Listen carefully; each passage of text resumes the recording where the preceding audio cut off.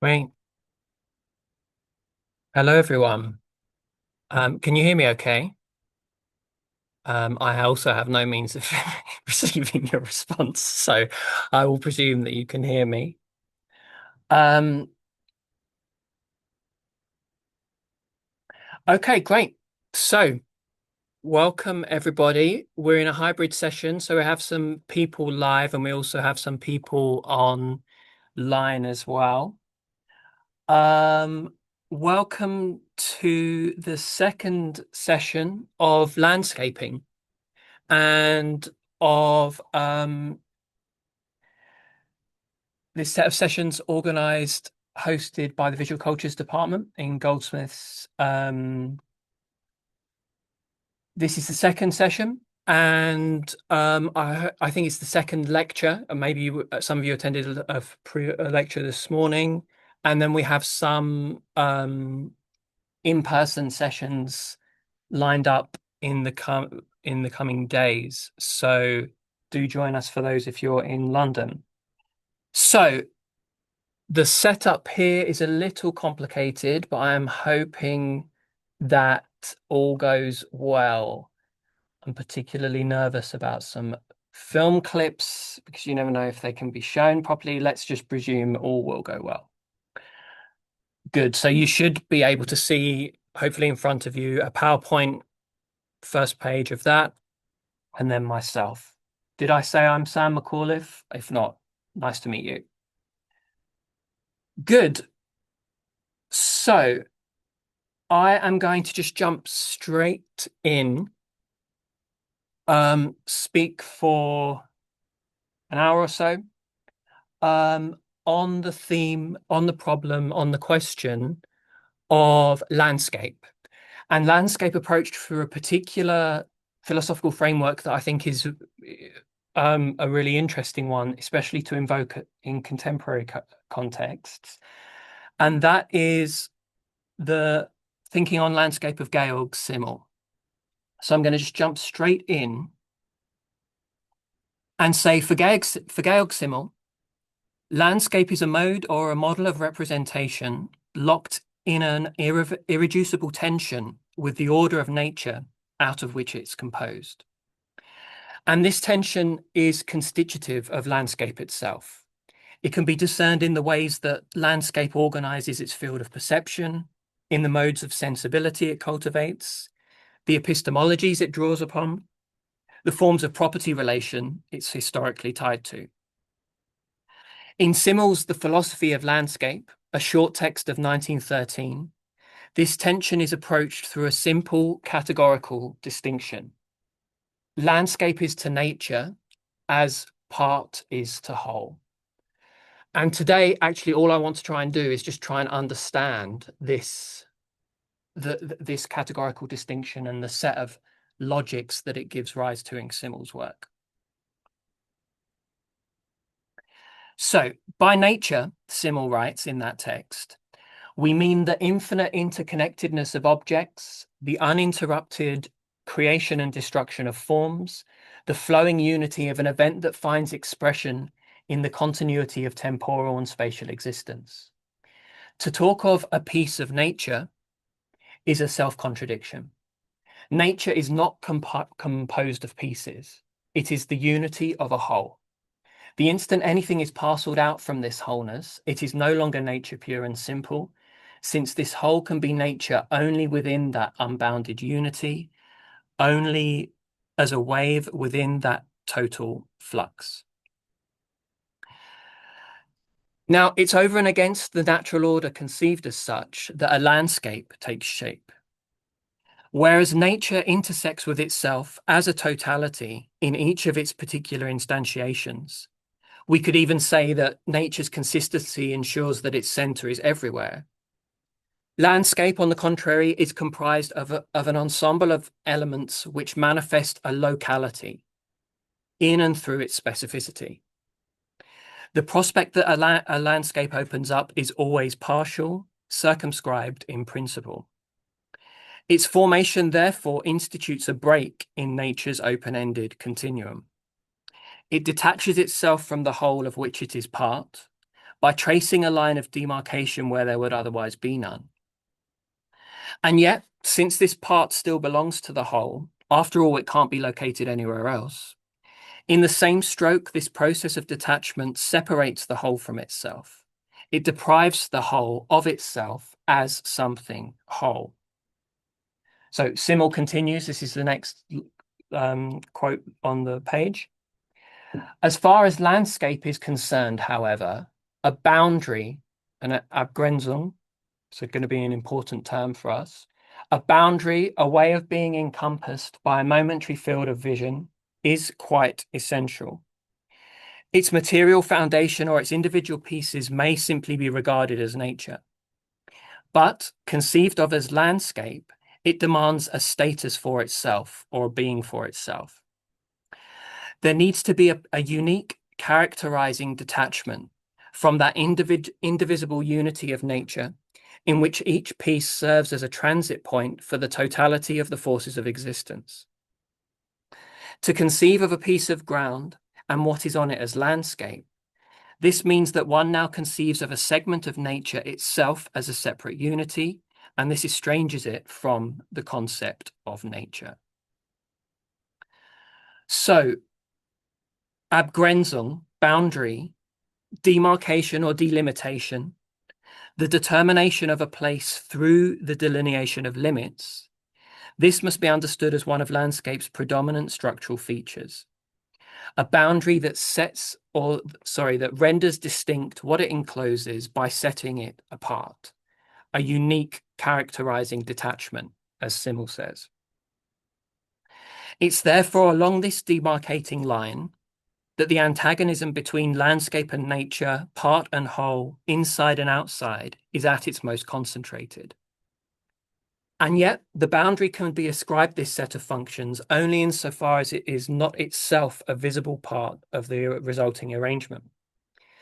If demarcation makes the field of representation possible, determining what will and will not be made visible, what is given prominence and what is consigned to the periphery, and so on, the boundary it establishes is not itself representable within the same field. Landscape's relation to what it detaches itself from necessarily involves a certain force. And in fact, doesn't detachment always require the application of force in one way or another? In an earlier text, a study of the frame as it pertains to the organization of aesthetic material, Simmel even refers to the violence implicit in bringing a limit to bear upon nature. As if the imposition of a limit always risked appearing arbitrary and therefore lacking legitimacy, when considered against the unboundedness of what the limit, is being brought into contact with. So next slide, hopefully you can see that. The frame is suited only to structures with a closed unity, Simmel writes, and this a piece of nature never possesses. Any excerpt from unmediated nature is connected by 1,000 spatial, historical, conceptual, and emotional relationships with everything that surrounds it more or less closely, physically or mentally. Around the piece of nature, which we instinctively feel to be a mere part in the context of a greater whole, the frame is therefore contradictory and violent. To frame is to engage in an act of violence. Whenever I read that passage, I can't help thinking of Thomas Struth's Paradise series. You're looking at one of these images now, begun in 1998 and carried out over subsequent 10 years. The series consists of images that seem to reflexively demonstrate the frame's encounter with a piece of nature in this sense. And you can see how the series is structured. The title always consists of just of naming the locality that's being documented.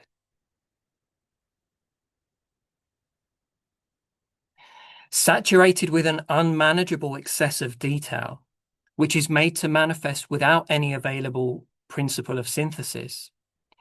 This would be one way in which the violence of detachment is discernible in these images, as Struth himself notes when he says, this is him speaking on the right, the photographs taken in jungles of Australia, Japan, and China, as well as in the California woods, contain a wealth of delicately branched information, which makes it almost impossible, especially in large formats, to isolate single forms. So we have here something like a materialism that is not bound by form. One can spend a lot of time in front of these pictures and remain helpless in terms of knowing how to deal with them. In any case, what confirms for Simmel the irreducibility of the tension between landscape and nature, part and whole, is the fact that the line of demarcation that separates one from the other must itself remain unbreachable. And I'm quoting Simmel again. The frame, through its configuration, must never offer a gap or a bridge through which, as it were, the world could get in, or from which the picture could get out. Moreover, it's this same quality, the inviolability of the boundary, the, I quote, inner resoluteness that comes from its self-contained contours, end quote. It's this quality that grants the isolated segment of nature a self-sufficiency it wouldn't otherwise have. The boundary is the condition by which landscape can become a ground for itself, giving it a means of subsisting without external support. From this follows the crucial moment of dialectical inversion on which Simmel's account ultimately rests.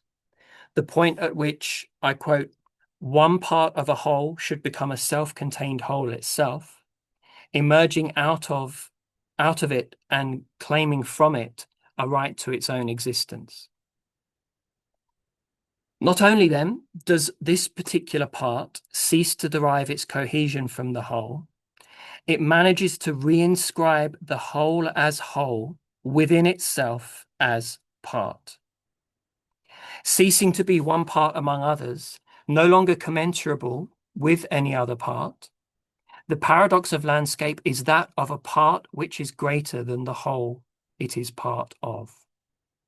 So this is the whole challenge of Simmel's proposition here. How do we understand that when we're dealing with landscape, we're dealing with a part that is capable of including the whole?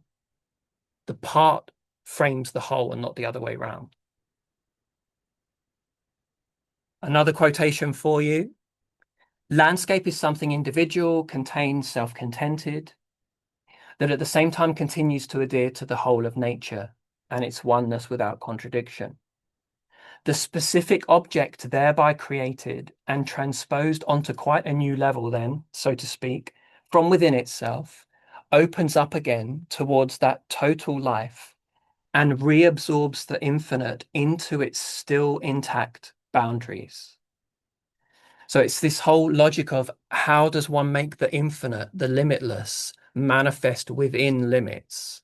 This is the kind of provocation that Simmel's asking us to think here.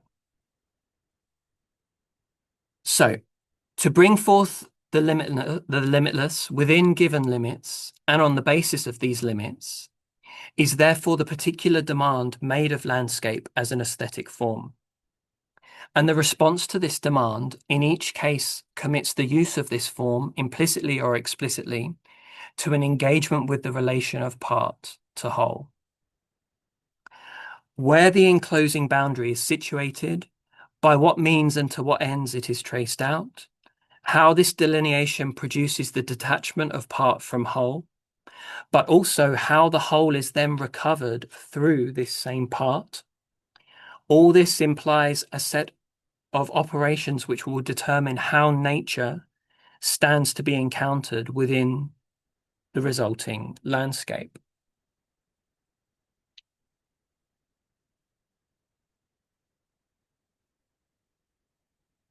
So with Simmel's model in mind and the set of kind of questions that he's announced here.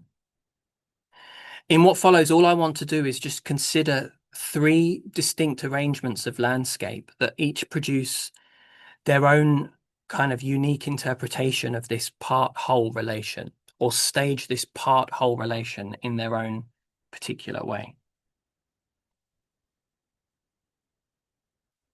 So, first arrangement is an excerpt from a film some of you might know called Robinson in Ruins. Patrick Keeler's iterant survey of the English countryside as experienced by his fictional protagonist, Robinson. So, Robinson in Ruins is the third in a trilogy of these films by Keeler, all with this figure Robinson. It's interesting that in the first two of those films, the city is very much the scene of analysis. The third one turns to the kind of countryside, to rural space, as if the rural were somehow a kind of neglected or forgotten um, aspect of contemporary politics that all of a sudden becomes a primary object of focus in these films. So, set against the then unfolding 2008 financial crisis, the film's critical interrogation of the terrain in question tasks itself with demonstrating the economic cycles and ruptures that have given this particular topography its material consistency and its lineaments. So here is where we find out for the first time if clip is working. So I'm going to play it just I want to introduce you to one small scene from this film. It's maybe 3 to 4 minutes long. So I'll play it. A few weeks before, Boris Johnson had resigned as an MP. As a result, there had been a by-election in South Oxfordshire, where several large farms had contracts to grow opium so as to achieve national self-sufficiency in the production of medicinal diamorphine. It was still NATO policy to eradicate opium production in Afghanistan, where another record harvest was predicted, threatening a glut of heroin on the UK's streets. As a cinematographer, Robinson was interested in opium. He often quoted Walter Benjamin, "The true creative overcoming of religious illumination certainly does not lie in narcotics. It resides in a profane illumination."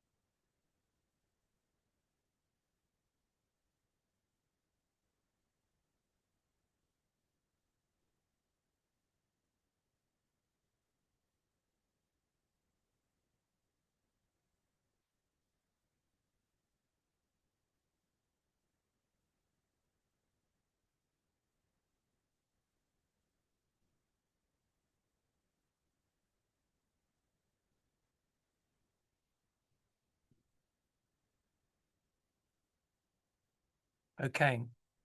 I let that clip play in its totality because you don't know how long it took me to like get that clip. It was like quite a heroic effort, if I may say so. So the narrative voice that passes over this sequence continually draws our attention to the artifactual construction of what appears before us here as nature, making apparent the dense cluster of relations out of which the landscape is composed through a discursive technique that approaches something like free association, psychoanalytic free association. We move from a local um, by-election to global politics to Walter Benjamin's methodology of profane illumination. So kind of quite a stretch or a series of leaps across subject. As such, our attention is continually cast beyond what we are given simply to see within the frame.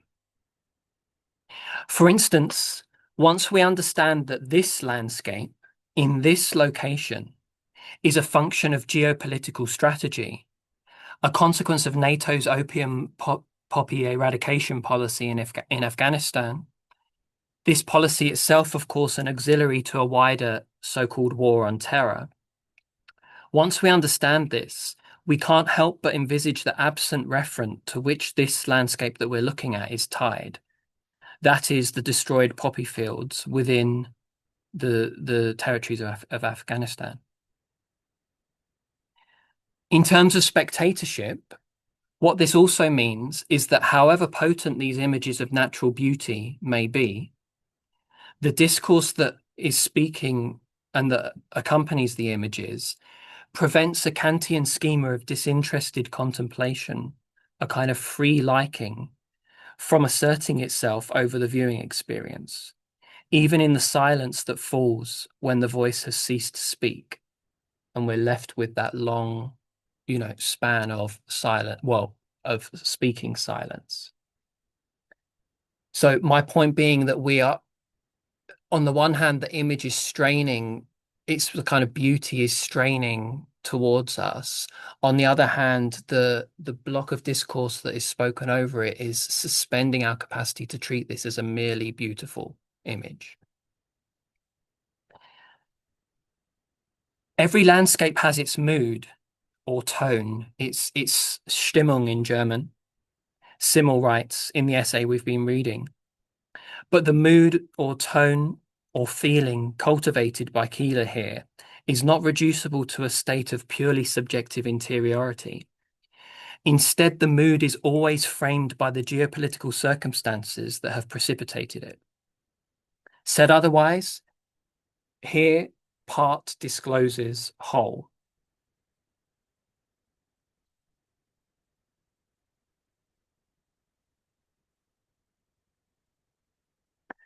I suppose we could also say something about that key reference to Benjamin here and to profane illumination and to this sense in which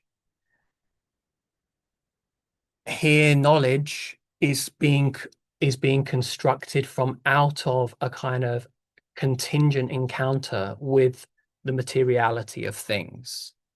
So, the profane illumination is the illumination that comes from my unexpected encounter with something in reality. We're Benjamin is, of course, quoting the surrealists here and this idea of like the frisson, that sense of like that sense of like feeling that suddenly swells up in me on unexpectedly having come into contact with a material thing um that all of a sudden displaces me from outside displaces me to into a state outside of my ordinary everyday subjectivity.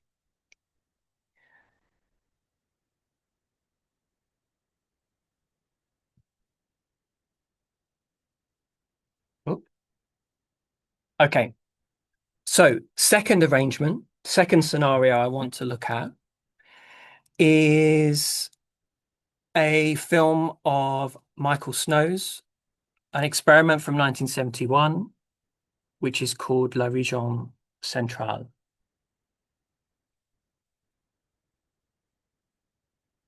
I don't know if you know this work. The work is the result of the artist installing a custom-built camera in a mountain location in Quebec. This location is so remote they had to fly in a helicopter to reach it. So it's meant to be in a space of absolute kind of with the conceit that it's outside of human interference. Of course, that's a problematic notion and one that Snow is himself interested in interrogating.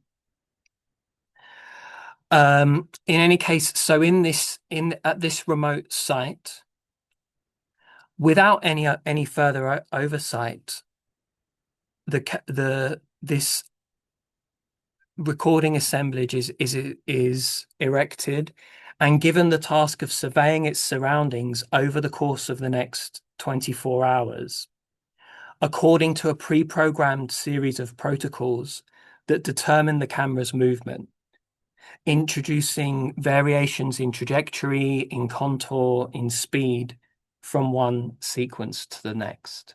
So the point is that this camera is set up and then it's left. There's no human authority overseeing it. It's just kind of following the automated process that it's been programmed to achieve. Um, that means that the outcome of what it's going to show is just as much a surprise for Snow when he goes back to see it as it is for us. So this is Snow in an interview, speaking of of this work and the quotation next to it, when he says, "You see, the camera moves around an invisible point, com completely in 360 degrees, not only horizontally, but in every direction and on every plane of a sphere. Not only does it move in pre-directed orbits and spirals, but it itself also turns, rolls, and spins, so that there are circles within circles and cycles within cycles. Eventually, there's no gravity. The film is a cosmic strip." So I want to just show you, let's hope this works, a second clip from this film. So this film is in total 3 hours long. We won't be showing all of that, but I'll show you a like 3 to 4 minute clip. Although this was shown for the first time in many, many years this summer at the ICA, and it was like an extraordinary uh performance, extraordinary screening. I would really recommend you to see this if you ever get the chance to watch it in person. So,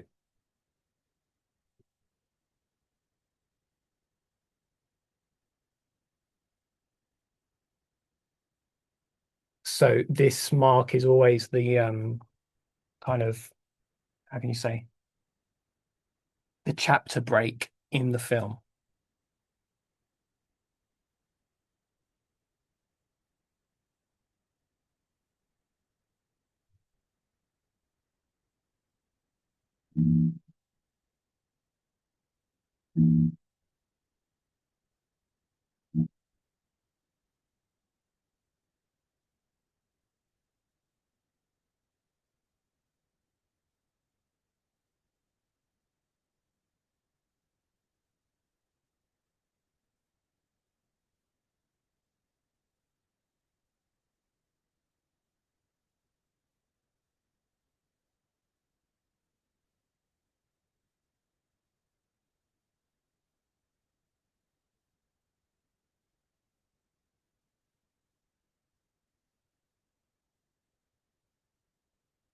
So this soundtrack is meant to simulate the pulse, the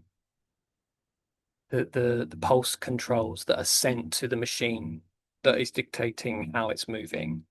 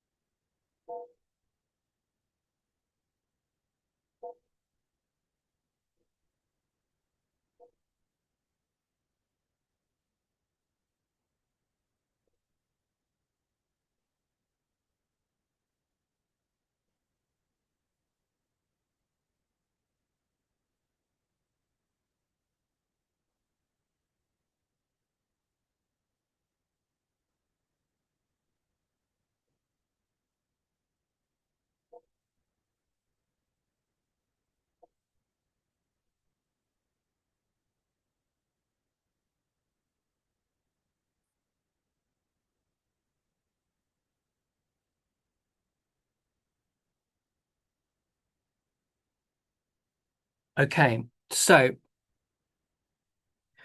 one of the most striking consequences of this arrangement, when you watch that film, really unfold over its whole course, is that the field of vision that's been established here is no longer distributed according to the precepts of human perception. The environment is being surveyed without recourse to the relative positions of above and below, foreground and background, motion and stasis. So think of in the clip that we just began with, where we begin with the sky, and all of us watching immediately have a kind of embodied orientation in place. That means we presume the sky is above, obviously. As the camera continues to pan, you realize, oh no, that's the camera. The camera is standing on its head. The Earth is actually here, and the sky is below. And the that kind of uncanny displacement of the coordinates by which we normally orient ourselves through a field of perception are never allowed to take hold again in the film. I'd say that happens in an even more uncomfortable way when all of a sudden you find that well, before I say that, remember it's you also have here the kind of this provocative kind of conflation of different scales. So we have, as Snow says elsewhere, that the film just passes seamlessly back and forth between the micro and the macro. We have that very close, like meticulous description of like the ground, so we can see, well, you can't see on this bad reproduction, but we can see very clearly this kind of the detail of pebble that, and then that's going to give way without transition to a kind of open infinity.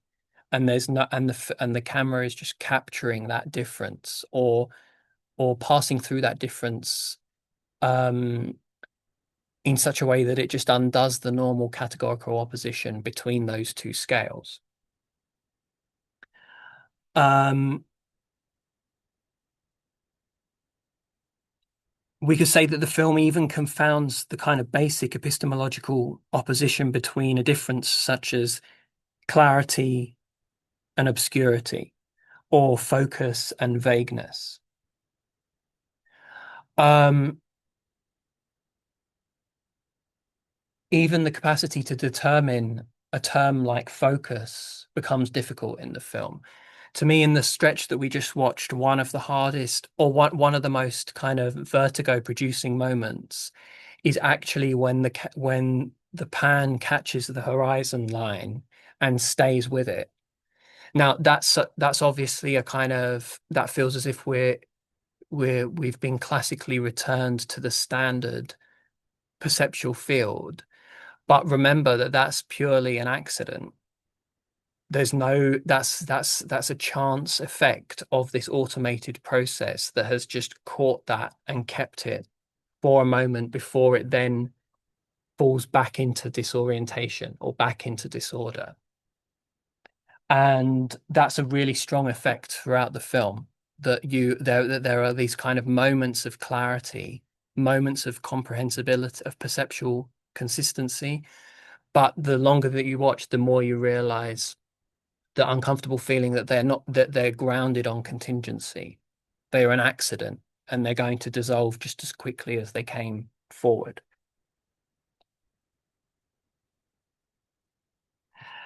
So if this arrangement disorients us, this also accounts for the film's capacity to continually open itself onto what Snow refers to as cosmic continuity. Ooh. La Région continues this, but it becomes simultaneously micro and macro, Snow writes, cosmic, planetary, as well as atomic. Totality is achieved through these cycles rather than through action and reaction. In La Région, the frame is very important, as the frame is continually flowing through it. He writes again in this kind of interview about the film. The frame is eyelids. It can seem sad that in order to exist, a form must have bounds, limits, set, and setting. The rectangle's content can be precisely that. In La Région, the frame emphasizes the cosmic continuity, which is beautiful but tragic. It just goes on without us. So part becomes a vehicle for transporting the whole. So we have here nothing less than a kind of reoccupation of how the frame ordinarily is called upon within a visual field. It's no longer concerned with upholding the integrity or consistency of a form. It's instead just sweeping over a kind of the kind of pure materiality of this open-ended wave or flow that Simmel calls nature.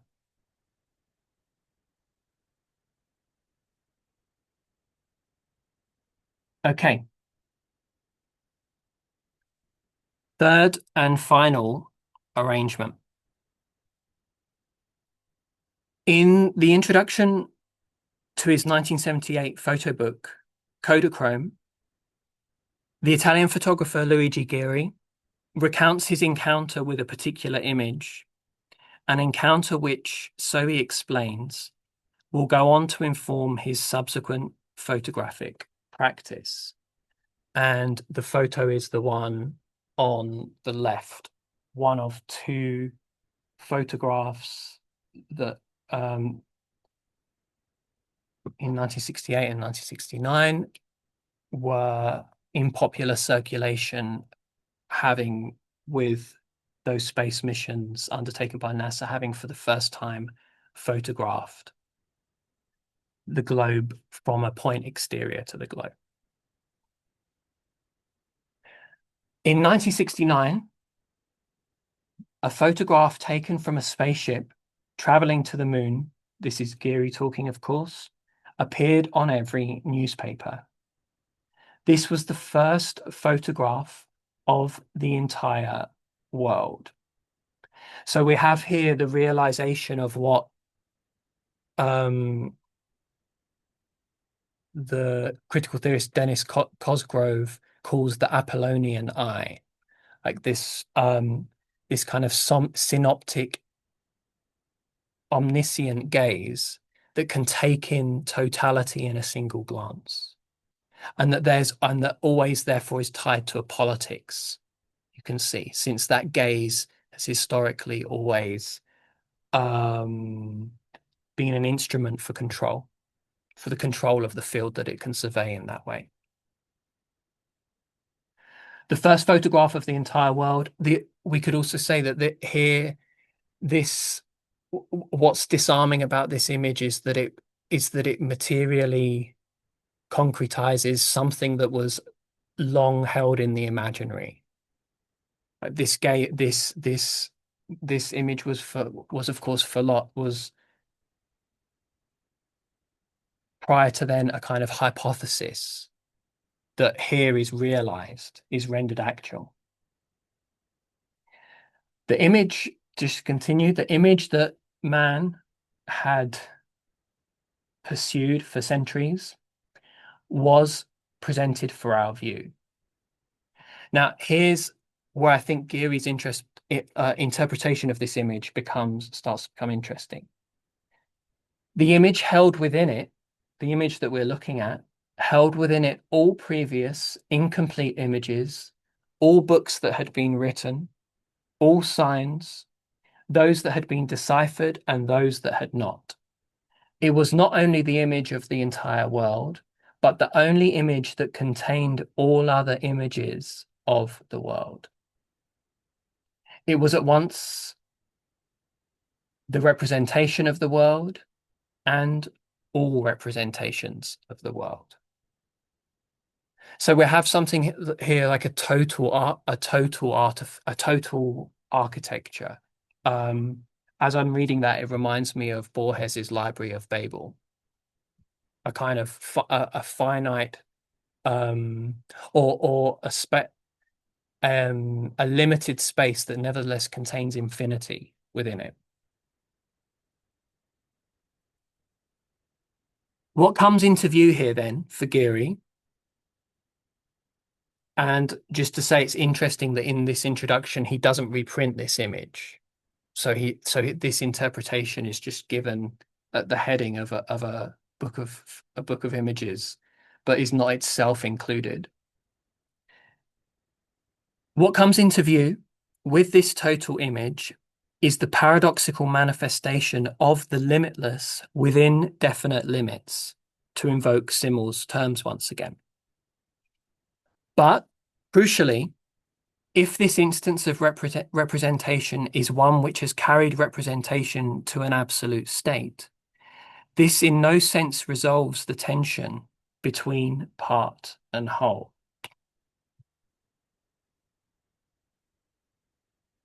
Geary continues in that text, yet this total vision, this redescription of everything, obviated the possibility of translating the total hieroglyph. The power of containing everything was annulled in the face of the impossibility of seeing everything all at once. The power of containing everything was annulled in the face of the possibility of seeing everything all at once. If this is an image, then, which contains all other images, it does so only insofar as it withdraws this immense image bank from direct and immediate visibility. Said otherwise, the total image is a crypt. The form of enclosure it imposes does not reveal, but enciphers. And so here, the line of demarcation takes a final, unique form. We could say it delineates the frame for a field of vision that at the same time strikes out the visible itself. So those are the three demonstrations of Simmel's thesis that I wanted to show you today. I can see we've got a bit of time left over. Maybe one other thing I would just as a postscript, with a little bit of time left, one other thing I would just like to draw out of that text, The Philosophy of Landscape, which I really recommend you to read if you're interested in these subjects, is there's a fascinating account in that text of, well, let's say it this way, that Simmel is really keen or really insists on historicizing this reading of landscape.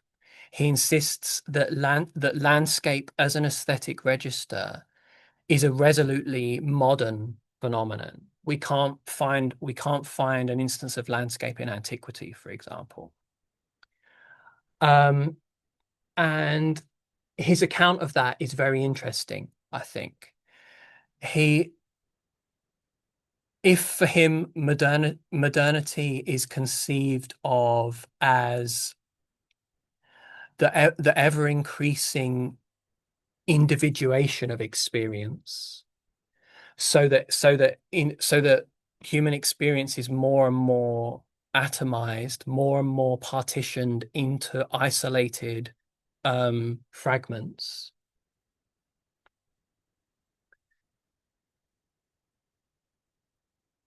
Strangely enough, in that text, it's landscape that Simmel insists is the aesthetic form that demonstrates this individuation of experience the most forcefully. And the way he does that is really interesting by suggesting that it's when I encounter a landscape, I am in my encounter with it, I am thrown back into myself to reflect upon that landscape, such that the exchange with that outside, what it does is confirm all the more forcefully my own interiority. Just as perhaps we were looking at that image of poppy fields earlier, and it's impossible to be in the presence of that without kind of being placed in a state of inner reflection. So strangely enough, then Simmel is going to insist that landscape is the aesthetic form that most kind of comprehensively when you get all captures that tendency of modernity. Oh yeah, that's another thing. Individual experience. I think that's just removed. I think that just removed. No, it doesn't. That's why he said. That's why he will say that landscape is always tied to a mood. It produces a kind of like it's a certain subjective. How did you do that thing where you did and you saw the zoom out? Sensibility that is interior. Or did we work out how to do it? So I suppose the question that I would end on or invite you to think about, especially as we're in the context of the series that we in Visual Cultures are hosting, is another form of subjectivity in relation to what we call landscape. If the history of landscape has been the history of if the history of landscape has unfolded or developed in conjunction with or in correspondence with the history of the formation of the modern individual isolated subject, could we envisage a form of landscape, a form of landscaping, to use our title, that would develop a different subjectivity? A subjectivity that isn't isolated or in a relation of estrangement, but is instead perhaps collective. That is instead perhaps comprised of human and non-human. There we go. Actors just hit the plus or sign. agents. Do that again. So whenever I encounter contemporary landscape today, which I haven't really mentioned very much of, that's the question, or contemporary uses of landscape, contemporary experiments with landscape, that's a question that always imposes itself on me. What kind of subjectivities, what kind of collective? It's probably like old man. Well, it might be had pressure. New forms of collective experimentation. Could landscape provide? Okay, so we know that. Well, I can get rid of this by speaking to right. Which is interesting. And I think I'll stop there and leave you with those questions. So thank you very much for joining us in person. And for those of you online, I hope that was all clear and you could hear everything. Okay, thank you very much. You definitely got a point. But you can see my point, though, don't you?